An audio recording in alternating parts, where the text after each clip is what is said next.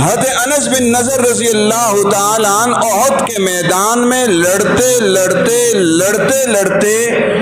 اتنا آگے بڑھ گئے کہ جب جنگ سے فراغت ہوئی، شہداء کی لاشوں کو چنا جانے لگا،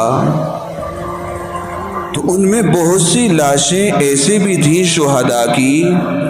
جنہیں پہچانا نہیں جا سکتا تھا۔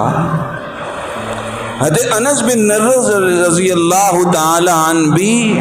غائبین میں سے تھے، نہ زخمیوں میں سے ہیں نہ شہداء میں، نظر نہیں آ رہے۔ انس بن نضر رضی اللہ تعالی عنہ کی ہمشیرہ آئیں کہ بھئی میں تلاش کروں گی شہداء کے اندر۔